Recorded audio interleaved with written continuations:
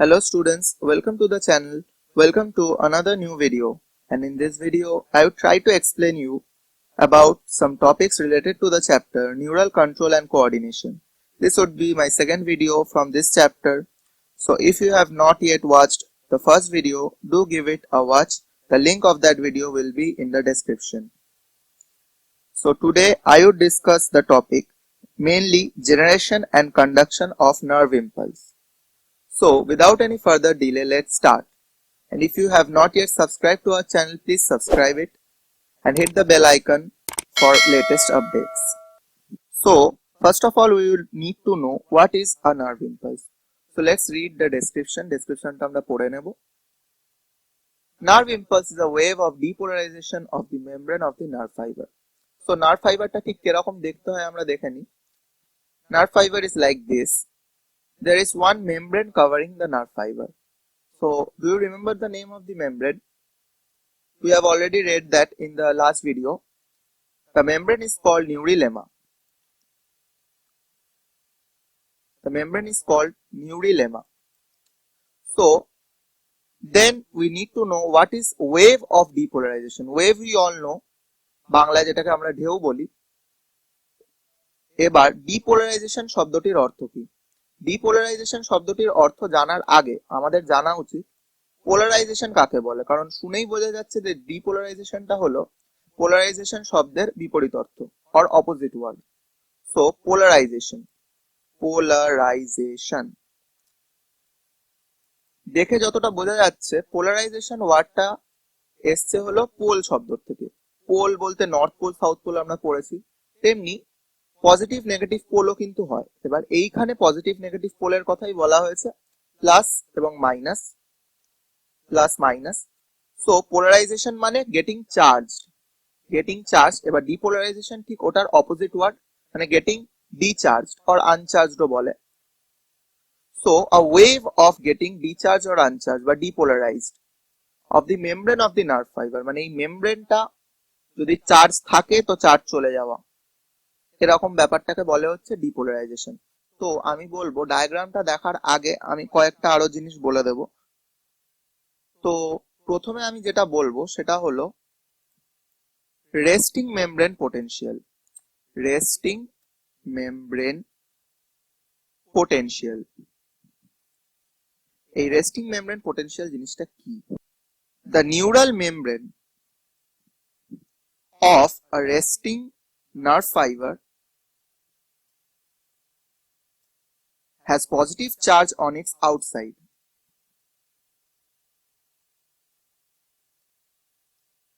and negative charge on its inside. মানে যখন normal অবস্থা তখন নিউরাল মেমব্রেনটার বাইরে দিকে পজিটিভ চার্জ হয় আর ভেতর দিকটা হয় নেগেটিভলি চার্জড। এটা হচ্ছে একদম নরমাল অবস্থায়। সো এটাকেই আমরা বলি রেস্টিং মেমব্রেন পোটেনশিয়াল। সো এই যে পোটেনশিয়ালটা মানে পোটেনশিয়াল যে ডিফারেন্সটা, এটা হয় হচ্ছে -70 মিলিভোল্টস, এটা অ্যাভারেজ হয়, আর রেঞ্জটা হয় হচ্ছে -40 মিলিভোল্টস থেকে -100 মিলিভোল্টস অবধি। এবার আমাদের যেটা পড়তে হবে সেটা হলো ionic theory of polarization or resting membrane potential. এর একটা থিওরি আছে, সেটা আমাদের পড়তে হবে। সো এইখানে আমরা দেখে নেব ionic theory of polarization or resting membrane পোটেনশিয়ালটা কি বলে। The neural membrane is polarized because of differential distribution of Na plus and K plus ions. মানে এরকম যে মেমব্রেনটা হয়, মানে এটা যে নার্ভ ফাইবারটা হয়, এবার এটা তো একটা মেমব্রেন, এই মেমব্রেনের বাইরে এবং মেমব্রেনের ভেতরে ডিফারেন্স হয় কিসের? Na plus and K plus ions এর, মানে কোথাও বেশি হয় কোথাও কম হয়। ঠিক এই কারণেই একটা চার্জ বা পোটেনশিয়াল ডিফারেন্স তৈরি হয়। তো পয়েন্ট গুলো কি বলছে? Na প্লাস আয়ন্স আর the main extra cellular cations, মানে এই নার্ভ ফাইবারের বাইরেটায় মেইনলি Na প্লাস আয়ন্স থাকে। Na plus ions are the main extracellular cations. Their concentration is 10 to 14 times more outside the nerve fiber than in exoplasm. মানে এর ভেতরটায় যতটা না Na plus ions থাকে তার থেকেও 10 থেকে 14 গুণ বেশি Na প্লাস থাকে এই বাইরে। বাইরে 10 থেকে 14 গুণ বেশি Na প্লাস থাকে। They make the outer surface of the neural membrane positive. এবার এত বেশি পজিটিভ Na প্লাস আয়ন থাকার জন্য বাইরেটা মেমব্রেনের হয়ে যায় কিন্তু পজিটিভ এইরকম, ঠিক আছে। এবার আমরা পরের পয়েন্টটা পড়বো। K plus ions are the main intracellular cations present in the exoplasm. মানে ভেতরেও পজিটিভ চার্জই থাকে, K প্লাস পজিটিভ আয়ন্সই থাকে ভেতরেও, বাট কি K প্লাস আয়ন্স এর কনসেন্ট্রেশনটা অতটা বেশি হয় না Na প্লাস এর মতো, তাই জন্য Na প্লাসটা বেশি হওয়ার কারণে নর্মাল টাইমে বা নর্মাল রেস্টিং মেমব্রেন পোটেনশিয়ালের সময় বাইরেটা পজিটিভ হয় আর ভেতরটা নেগেটিভ হয়। তো রেস্টিং স্টেটে there is a continual tendency for these ions to diffuse along their concentration gradient. তো রেস্টিং স্টেটে একটা কন্টিনিউয়াস টেন্ডেন্সি রয়েই যায় যে কনসেন্ট্রেশন গ্রেডিয়েন্টের ফলো করে এদের আয়নগুলো ডিফিউজ হবে। সেই কনসেন্ট্রেশন গ্রেডিয়েন্টটা কি? K plus ions outwards and Na plus ions inwards. K plus ion বাইরে বেরিয়ে যাওয়ার টেন্ডেন্সি আর Na প্লাস আয়ন ভেতরে ঢুকে আসার টেন্ডেন্সি। কিন্তু কি কারণে ভেতরটা নেগেটিভ এবং বাইরেটা পজিটিভ মেনটেন থাকে রেস্টিং স্টেটে? একটাই কারণ, সেটা হচ্ছে এই যে বাইরের দিকে যে আছে আমাদের Na প্লাস আয়ন গুলো আর ভেতরে যে আছে K প্লাস আয়ন গুলো, এবার Na প্লাস আয়ন বাইরের থেকে ভেতরে যতটা না ঢুকতে পারে, ভেতরের পজিটিভ K প্লাস আয়ন গুলো কিন্তু ভেতর থেকে বাইরে বেরিয়ে যেতে পারে। কারণ হচ্ছে Na plus and K plus এর সেপারেট চ্যানেল আছে ঢোকানো এবং বেরানোর। সো K প্লাস আর Na প্লাস সেম চ্যানেলস দিয়ে বেরায় না, K প্লাস আলাদা চ্যানেল দিয়ে বেরায়, Na প্লাস আলাদা চ্যানেল দিয়ে বেরায়। আর আরো যেটার কারণে মানে ভেতরটা নেগেটিভ হয় সেটা হচ্ছে presence of negative Cl minus ions in the axoplasm. মানে এইখানে শুধুই যে K প্লাস আয়ন ভেতরে থাকে সেটা না, ভেতরে Cl মাইনাস আয়নও থাকে, যেটার জন্য আরো নেগেটিভিটিটা মানে বেশি হয়। আরো থাকে হচ্ছে organic anions like protein and amino acids in the cytoplasm. তো আরো এরকম কিছু নেগেটিভ কম্পাউন্ড থাকে, যেই জন্য রেস্টিং স্টেটে ভেতরটা কিন্তু হয়ে আসে নেগেটিভ। এখানে পজিটিভ এগুলো লিখেছিলাম হচ্ছে কারণ ভেতরে K প্লাস আয়ন থাকে, কিন্তু ভেতরে K প্লাস আয়ন কম থাকা এবং বাইরে Na প্লাস থাকায় কিন্তু সবসময় ভেতরটা নেগেটিভ বাইরেটা পজিটিভ থাকে রেস্টিং স্টেটে। এটা হচ্ছে ডায়াগ্রামটা। তো এটা একটা নার্ভ ফাইবার, এটা আছে রেস্টিং স্টেজে, এর বাইরের লেয়ারটা হচ্ছে নিউরিলেমা, আর বাইরেটা হচ্ছে পজিটিভ, ভেতরটা হচ্ছে নেগেটিভ। কি করে হচ্ছে সেটা আমরা থিওরিটা পড়ে নিয়েছি অলরেডি, তো বুঝতে আশা করি সুবিধা হবে। বাইরে আছে আমাদের প্রচুর Na প্লাস মানে পজিটিভ আয়ন, ভেতরেও আছে K প্লাস, কিন্তু K প্লাস ভেতরে Na প্লাস এর থেকে কম আছে। তাছাড়া ভেতর থেকে অনেকগুলোই K প্লাস বাইরে বেরিয়ে যাচ্ছে, কিন্তু Na প্লাস কিন্তু বাইরে থেকে তেমন বেশি ঢুকতে পারছে না। এই যেখানে দেখাচ্ছে Na প্লাস একটা দুটো তিনটে মতন, আর এইখানে সেখানে 1 2 3 4 5 6 ছটা K প্লাস কিন্তু ভেতর থেকে বাইরে বেরিয়ে গেছে, অথচ ঢুকেছে মোটে 3টে মতন Na plus. So Na plus এর যে পাম্পটা মানে Na প্লাস এক্সোপ্লাজমের ভেতরে ঢোকার যে পাম্পটা, সেটা কিন্তু অনেকটা বেশি স্লো এবং কম রেস্টিং স্টেজে কম্পেয়ার টু K প্লাস বা K পজিটিভ আয়ন বেরিয়ে যাওয়ার রেটের থেকে। ঠিক এই বেসিক কারণের জন্যই ভেতরটা হয় নেগেটিভ, বাইরেটা হয় পজিটিভ অ্যাট রেস্টিং স্টেজ। আর এখানে আমরা আরো দেখতে পাচ্ছি Cl মাইনাস, যেটা আমি লাস্টে বললাম, Cl মাইনাস কিছু অ্যানায়ন থাকে যার জন্য ভেতরটা নেগেটিভ হওয়াটা আরো বেশি প্রবল হয়ে ওঠে। এরপরে আমরা চলে যাব transmission of nerve impulse. Nerve impulse generate তো হয়ে যাবে, এটা রেস্টিং স্টেজে আছে, কিন্তু একটু চেঞ্জ হলে মানে আর কিছুই না, মানে এই পজিটিভটা বাইরেরটা নেগেটিভ হয়ে যায় আর ভেতরের নেগেটিভটা পজিটিভ হয়ে যায়, এটা হচ্ছে একটা চেঞ্জ। তো এইভাবে আর কি জেনারেশন অফ নার্ভ ইম্পালসটা হয়। তো ট্রান্সমিশন অফ নার্ভ ইম্পালসের আন্ডারে 3টে পয়েন্ট আছে। ফার্স্ট হচ্ছে জেনারেশন, সেকেন্ড হচ্ছে কন্ডাকশন, থার্ড হচ্ছে সাইন্যাপটিক ট্রান্সমিশন। ফার্স্ট এরটা আশা করি বোঝা গেছে যে জেনারেশন তো আমি বললাম এইমাত্র খুবই শর্টে যে ভেতরের নেগেটিভটা পজিটিভ, বাইরের পজিটিভটা নেগেটিভ হয়ে যায়, এটা জেনারেট হলো। তারপর অ্যাকচুয়াল কি হয়, এইখানে একটা পজিটিভ নেগেটিভ হলো, এর পরেরটা এবার চলে যায় পজিটিভ নেগেটিভ, কিন্তু আগেরটা কিন্তু আবার নর্মালাইজ হয়ে যায়, মানে ভেতরেরটা আবার নেগেটিভ আর বাইরেরটা আবার পজিটিভ, মানে এটাকেই বলে হচ্ছে ডিপোলারাইজেশন, মানে একবার ডিপোলারাইজ হয়ে আবার নর্মাল স্টেটে ফিরে যাওয়া, রেস্টিং স্টেটে, এরকম একটা ওয়েভ মতন যায়, এরম যায় এরম যায় এরম যায়। মানে যারা ফুটবল খেলা দেখে, ফুটবল খেলা স্টেডিয়ামে দেখা যায় অনেক সময় অডিয়েন্সরা হাত তোলে, সবাই মিলে হাত তোলে, হাতটা এবার তুলতে তুলতে একটা ওয়েভের মতো যায়, যেমন সমুদ্রে যেমন ঢেউ যায়। তো সেই যে ওয়েভটা যায় এইখানেও ঠিক সেরকম হয়, প্রথম জন হাত তোলে, তারপর পরের জন যখন তোলে প্রথম জন নামিয়ে দেয়, তারপর যখন থার্ড জন তোলে সেকেন্ড জন নামিয়ে দেয়, এরকম একটা ওয়েভের মতো করে যায়, এরকম ওয়েভের মতো করে যায়। তো জেনারেশনটা তো আমরা বুঝতে পারছি মোটামুটি কিরকম, আর ওই কন্ডাকশনটা ওর সঙ্গে রিলেটেড, মানে জেনারেট হওয়ার পরেই কন্ডাক্ট হবে। আর লাস্ট এরটা একটু ইম্পর্টেন্ট, সাইন্যাপটিক ট্রান্সমিশন। প্রত্যেকটা নার্ভ ফাইবারের এন্ডে, মানে আমাদের নিউরনের ডায়াগ্রামটা যদি আমরা মনে করি, আমি যদি একটু অ্যাকশন টার্মিনালের জায়গাটা চলে যাই, এরকম ছিল মোটামুটি। তো এইগুলো হচ্ছে সাইন্যাপটিক নব, আমরা পড়ে এসেছি, এই গোল গোল এইগুলো হচ্ছে সাইন্যাপটিক নব। তো এইখানে গিয়ে কিন্তু পরের নার্ভ ফাইবারটা ফিজিক্যালি এরকম কানেক্টেড থাকে না, মানে এরকম টাচ হয়ে কানেক্টেড থাকে না, এইখানটা একটু একটা গ্যাপ থাকে, সেই গ্যাপটাকেই আমি বলেছিলাম বলে হচ্ছে সাইন্যাপটিক ক্লেফট। এইখানে যে গ্যাপটা থাকে, মানে একটা নার্ভ ফাইবার আর আরেকটা নার্ভ ফাইবারের মধ্যে, বা নার্ভ ফাইবার না নার্ভ সেলের মধ্যে, দুটো, এই গ্যাপটায় আমাদের যে ট্রান্সমিটারটা থাকে সেটা কি বলেছিলাম মনে আছে, নিউরো ট্রান্সমিটার একটা এক্সাম্পল দিয়েছিলাম গাবা। তো এই যে সাইন্যাপটিক ট্রান্সমিশন, মানে টাচ না হয়ে যে ট্রান্সমিট করা সাইন্যাপটিক ক্লেফটের থ্রুটা, সেটাকেই বলে হচ্ছে synaptic transmission. So now we have to study the transmission of nerve impulse. Under the topic transmission of nerve impulse, there are 3 points I have already told: generation, conduction, and synaptic transmission. So first we have to study generation. How is a nerve impulse generated? মানে nerve impulse কিভাবে generate হয়? তো nerve ইম্পালসকে generate করা যেটা হয় ওটাকে আমরা বলি অ্যাকশন পোটেনশিয়াল জেনারেশন, মানে এই যে রিভার্সাল অফ দি পোলস, সেটাকেই আমরা বলি অ্যাকশন পোটেনশিয়াল।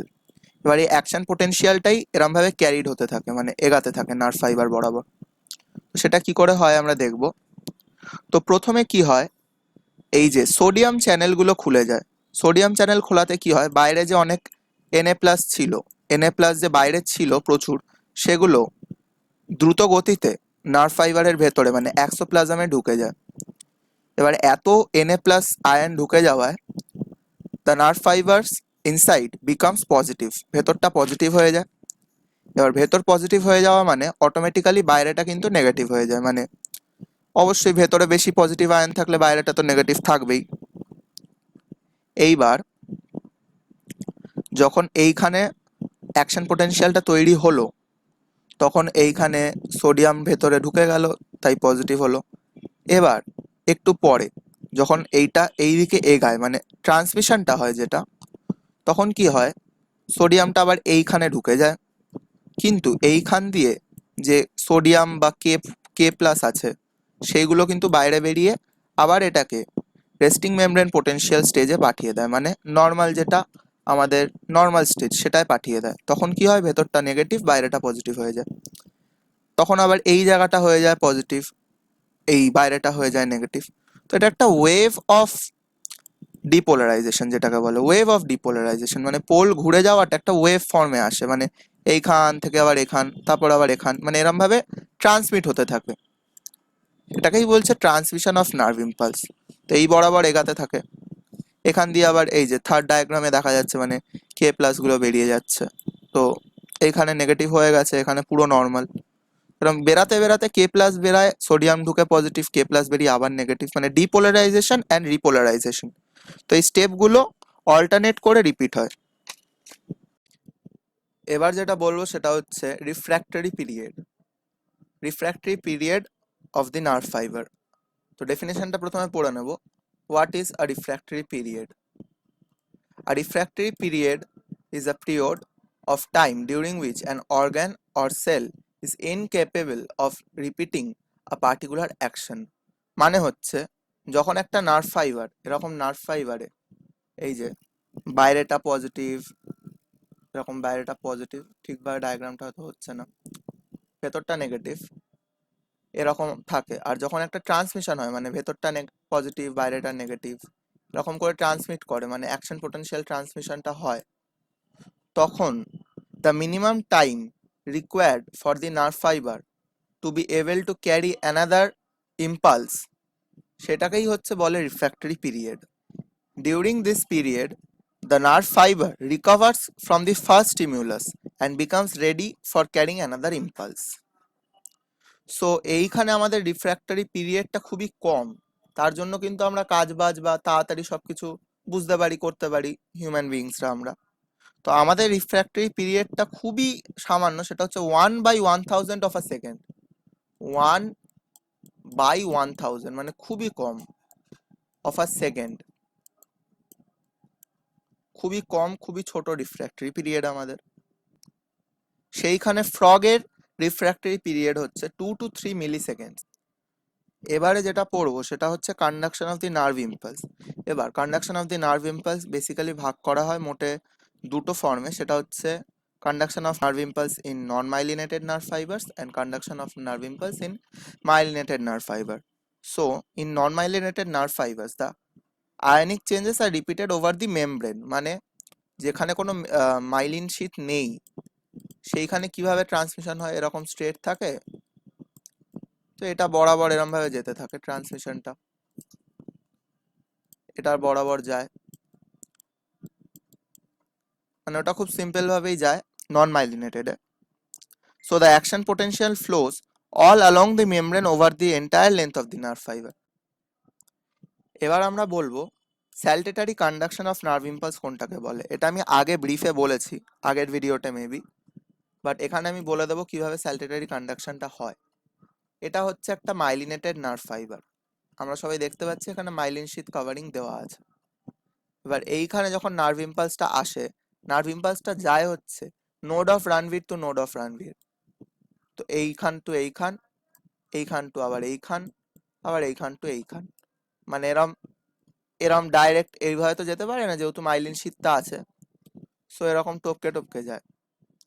তো টপকে যাওয়ার জন্য কি হয়, স্যালটেটারি কন্ডাকশনে নার্ভ ইম্পালসটা আমাদের নন মাইলিনেটেড থেকে মাইলিনেটেডে 50 টাইমস ফাস্টার যায়। এটা আমি আগেও বলেছি আগের ভিডিওতে, 50 টাইমস ফাস্টার যায় স্যালটেটারি কন্ডাকশনে। এবারে আমাদের যেটা এইখানে লাস্ট টপিক এই ভিডিওর, সেটা হচ্ছে synaptic transmission of nerve impulse. এটাও আমি ব্রিফে একটু আগেই বলেছি। সাইন্যাপটিক ট্রান্সমিশনে ঠিক কি হয়, এইটা হচ্ছে আমরা যেটা দেখতে পাচ্ছি, এটা হচ্ছে একটা সাইন্যাপটিক নব। সো এই সাইন্যাপটিক নবটা কোথায় থাকে, আমাদের নিউরনের যে ডায়াগ্রামটা ছিল, মানে এরকম একটা রাফ ডায়াগ্রাম আমি এঁকে দেখাচ্ছি, এরকম ডায়াগ্রাম ছিল, আমি এটা রাফ আঁকছি খুবই। তো এইখানে যে নিচে যে অ্যাকশনটা ছিল, এই যে এই নিচের গোলগুলোই কিন্তু এইটা, মানে এই গোলটা, এটা হচ্ছে সাইন্যাপটিক নব, এটাকে সাইন্যাপটিক নব বলে। আর এইখানে যেটা আছে, এই যে ফাঁকা জায়গাটা, মানে একটা নিউরন আর আরেকটা নিউরন পুরো ডাইরেক্টলি কানেক্টেড থাকে না, আমি আগেও বলেছি মাঝখানে একটা গ্যাপ থাকে, সেই গ্যাপটাকে এই বলে সাইন্যাপটিক ক্লেফট বা সাইন্যাপটিক গ্যাপ। এবার এখানে ট্রান্সমিশনটা ঠিক কি করে হয়, এই অ্যাকশনের শেষে একটা নিউরনের কিছু নিউরোট্রান্সমিটার মলিকিউল থাকে, এক্সাম্পল আমি আগেও দিয়েছি গাবা। তো এই নিউরোট্রান্সমিটার মলিকিউলগুলো এখান থেকে বেরিয়ে যায়, বেরিয়ে এসে রিসেপ্টর সাইটে চলে যায় থ্রু দ্য সাইন্যাপটিক ক্লেফট। তো টাচ হয় না কখনো দুটো নিউরন, মাঝখানে গ্যাপ থাকে, সাইন্যাপটিক ক্লেফট থাকে, ওটার মাধ্যমেই কিন্তু একটা নার্ভ ইম্পালস ট্রান্সমিট হয় with the help of neurotransmitter molecules. এই যে নিউরোট্রান্সমিটার মলিকিউলসগুলো সব বেরিয়ে যাচ্ছে, এবার নিউরোট্রান্সমিটার মলিকিউলগুলো বেরিয়ে কোথায় যাবে, এখানে রিসিভ করবে, এইখানে রিসিভ করবে, এই জায়গাগুলো রিসিভ করবে, এটাকে বলে রিসেপ্টর সাইট। সো এইভাবে synaptic transmission of nerve impulse হয়। এটার মেকানিজমটা আমি শর্টে বলে দিচ্ছি। So on arriving at the synaptic knob, the nerve impulse depolarizes presynaptic membrane and increases its permeability to calcium ions. তো ক্যালসিয়াম আয়ন্সের ব্যাপারটা কিছুই না, মোট কথা এইখানটা যে আমরা আগে করেছিলাম না এরকম ডিপোলারাইজেশন এন্ড রিপোলারাইজেশন মানে through the nerve fibre, so সেই ডিপোলারাইজেশন রিপোলারাইজেশনটা এখানেও হবে, বাট সেটা কি হবে, প্রি সাইন্যাপটিক মেমব্রেনে হবে আর পোস্ট সাইন্যাপটিক মেমব্রেনে হবে। তো এগুলোর জন্য কি হবে, নিউরোট্রান্সমিটার ডিফিউশন শুরু হয়ে যাবে, মানে এরকম কেমিক্যাল চেঞ্জেস তৈরি হবে এই সাইন্যাপটিক নবে, যার জন্য নিউরোট্রান্সমিটারগুলো রিলিজ হতে বাধ্য হবে। আর নিউরোট্রান্সমিটার রিলিজ হলেই কিন্তু নার্ভ ইম্পালস ট্রান্সমিশনটা কমপ্লিট হবে। আর যখন এইখানে নিউরোট্রান্সমিটার রিসিভ করবে রিসেপ্টর সাইডে, তখন আবার কিন্তু একটা কেমিক্যাল চেঞ্জ এরকম হবে যে ও আবার এখানে একটা অ্যাকশন পোটেনশিয়াল জেনারেট করে দেবে, যাতে এইখানে মানে এই নিউরনটায় ট্রান্সমিশনটা কন্টিনিউ করে। তো এটাই হচ্ছে synaptic transmission of nerve impulse. So এটা ছাড়া একটা হয় সাইন্যাপটিক ডিলে। সাইন্যাপটিক ডিলে ঠিক কাকে বলে? There is always some delay in the transmission of a nerve impulse at each synapse because of the time needed for the release of a neurotransmitter. তো এই নিউরোট্রান্সমিটারটা যে রিলিজ হয় এটার জন্য সামান্য কিছু টাইম লাগে, খুবই ছোট, কিন্তু তাও এটার জন্য একটা ডিলে হয়ে থাকে। সেই ডিলেটাকেই বলা হয় হচ্ছে synaptic delay. This interval of time is called synaptic delay. আর সেটা কত? হাফ আ মিলিসেকেন্ড, মানে 1 মিলিসেকেন্ডের হাফ।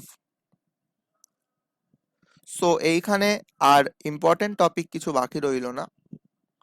আমি ট্রান্সমিশন অফ নার্ভ ইম্পালস নিয়ে মেন পুরো এই ভিডিওটা কভার করলাম। আশা করছি সবাই বুঝতে পেরেছো। বুঝতে পারলে অবশ্যই ভিডিওটাকে একটু লাইক করবে এবং বন্ধুদের মধ্যে শেয়ার করবে। আর চ্যানেলটাকে এখনো সাবস্ক্রাইব না করে থাকলে অবশ্যই সাবস্ক্রাইব করে নেবে আমাদের channel. It's easy to learn. So দেখা হচ্ছে পরের ভিডিওতে।